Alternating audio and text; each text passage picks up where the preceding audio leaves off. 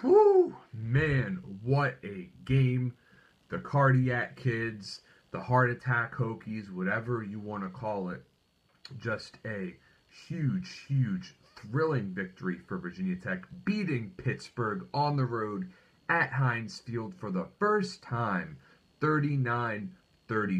I called for a shootout. We got a shootout. It was closer than I expected. The Hokies did not cover the spread, but unless you're gambling, who cares?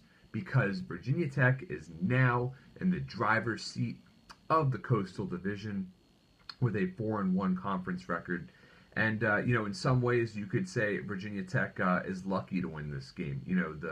The red zone offense was practically non-existent. I mean, Joey Slye had tied an ACC record with 6 field goals, all of them 37 yards or shorter. So what does that tell you? That Virginia Tech could not get it done in the red zone. But the Hokies got it done when it mattered most. And, the play that I think many people will remember for a long, long time is Isaiah Ford's record-setting 23rd career touchdown grab. He tipped the ball to himself. If he tried to catch the ball the first time he touched it, he wouldn't have caught it. He had such phenomenal presence of mind to tip the ball to himself, to get it within reach, and make the grab.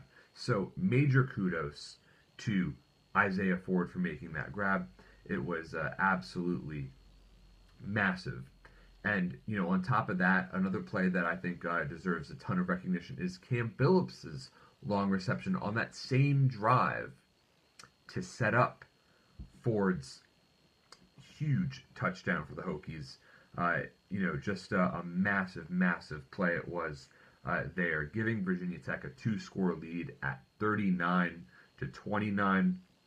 You could sense that it was going to be a long, long way back for Pittsburgh at the end of that point.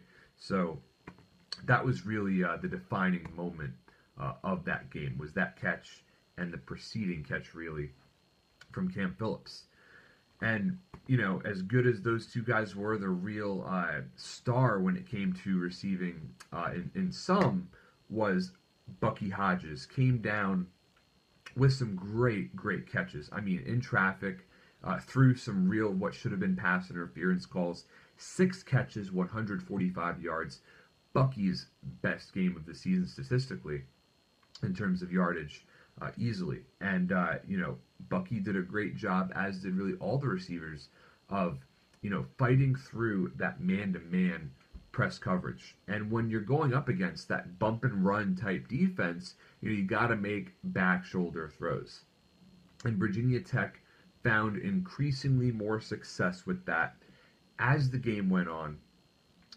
Looking at Jerod Evans, just a gritty, incredibly tough performance from him, finishing with over 400 yards passing and 2 touchdowns.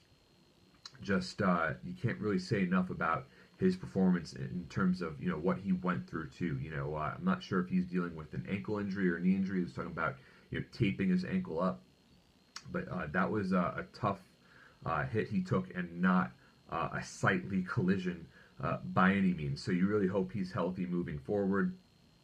Just a wonderful performance from him. But this game was also a reminder of what he needs to work on. Yes, the deep ball still tends to be overthrown, and he holds onto the ball for too long. So, Evans, like I said, still has work to do. I mention these same things over and over because they're common themes, but nevertheless, Evans is a phenomenal quarterback. He is going to be an NFL quarterback amongst the ACC's best, and it sure looks like he is going to lead the Hokies to the ACC championship game with the way things are playing out. I mean, wins over Pitt, UNC, Miami, the toughest tests have passed. Really, it's about the Hokies holding serve at this point. And you would hope that no game will be as suspenseful as this one. And when I go back to the whole saying Virginia Tech was lucky to win, they say football is won and lost in the trenches, but that was not the case tonight, because Pitt outplayed Virginia Tech both on the offensive line and the defensive line. I mean, their running game was virtually unstoppable. James Conner, I talked about him before, ACC Player of the Year from 2 years ago. Wonderful human being for the way he's courageously fought and beat cancer.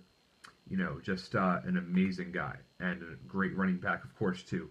19 carries for 141 yards for 3 touchdowns. All 3 of those touchdowns were from short yardage, but he still gashed the Virginia Tech defense on several plays, and a lot of that was due to terrific blocking. And, on the opposite side of the ball, Virginia Tech could not run the ball. You want proof? Well, anytime Cam Phillips leads the Hokies in rushing yards, you can kind of sense that it did not go well. Phillips had 5 carries for 43 yards, but, of course, the most important carry Phillips had was when he just eked his way into that first down, amazing juke move, crucial move he made there to, open up the space, a gutsy play call on 3rd and short from head coach Justin Fuente. And, he got the first down that sealed the win. So, but going back to play calling, Justin Fuente was a disappointment in this game. He should have been more aggressive in the red zone, more willing to throw the ball. It was clear that the running game was not working, especially in the red zone, and he still insisted upon doing so. So I don't know if it was a matter of stubbornness, hoping that things would change, but, he has to evaluate how he calls the plays moving forward. And, I don't think it was Fuente's best game coaching by any means. However, the Hokies grinded it out. They showed their true character. And, just a humongous, massive victory for them at this point. Virginia Tech is now 6-2 on the season. They can only go up, you would say, in the top 25. Those 2 losses certainly hurt, but it's, again, a team that is improving, is willing to do the things that it takes to win these incredibly tough games. And, you can't really say enough about the work that this team has put in. Fuentes talked about saying these guys do the things that other guys are not willing to do so they can have the things that other teams don't have. And right now, Virginia Tech has what no other Coastal Division team can say they have, which is control of their destiny to win this division. So, moving forward, Virginia Tech cannot afford to take any opponent lightly. On November 5th, their next game will be against Duke. So they'll have plenty of time to prepare for that. And then 2 more home games, moving forward before the regular season's over against Georgia Tech and UVA. I'm incredibly excited to attend both of them. And this is a team that is going to continue to improve and really be fun to watch. Whether it's Evans or, even Motley stepping in, did a great job in relief duty tonight. The Hokies are going to bring it. And so, as a reminder, Hokie fans, for those who have passed and for those to come, reach for excellence.